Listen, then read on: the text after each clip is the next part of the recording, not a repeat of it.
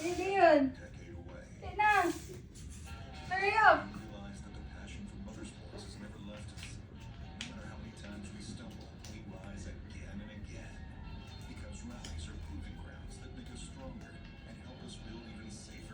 Okay, here. Hurry.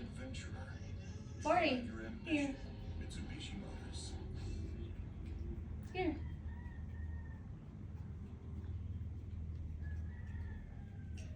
Hmm. Hey.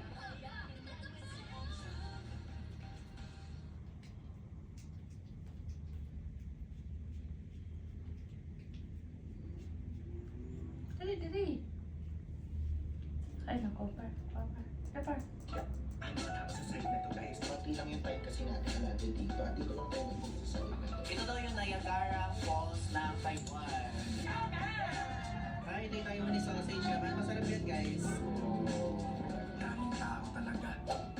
Hello guys! I'm back again with another video at ngayon ang ating first full day dito sa Taiwan. At ngayong araw, pupunta tayo sa Yeoyu Park, Shifen and the Shifen Waterfalls. So ngayon is the third time ko na magpunta doon actually. Yung first na punta ko is DIY which is naligaw ako. At yung second na punta ko naman is pinuntahan natin yung tatlo pero hindi yung Shifen Waterfall. Pero yung dati kong vlog about there is ilalagay ko dito sa baba yung link. And yun kasi isa siyang tour na merong pastry making. Pero ngayon kasi gusto ko yung walang pastry making but may Shifen Waterfalls. Okay, so ngayon let's go.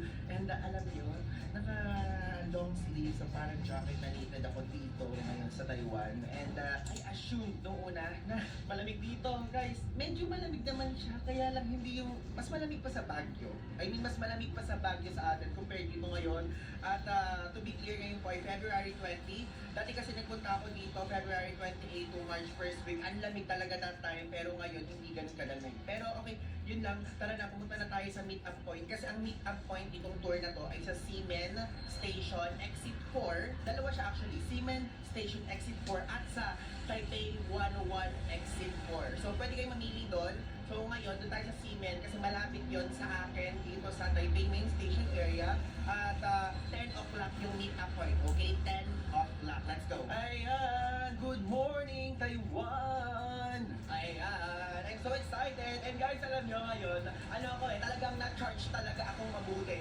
Kasi kahapon, medyo low battery ako. Hindi ko alam kung feeling nyo low battery ako sa first episode ng vlog na to. Dahil, puyat na puyat po ako. Galing sa provincial, punta ng airport at airport 2 sa mismong Taoyuan International Airport dati. So, ngayon nalapit na natin yung Taipei Main Station. Napaka-aga natin. 9 o'clock pa lang ha. Kasi di itsura dito sa Taipei Main Station Underground. So, dito na tayo sa platform 4, dito sa Taipei Main Station. So, dito tayo sa Banan Line. And ayan, Taipei Main Station, katabi lang yung Ximen. So, dito tayo sa kabilang station, DL11.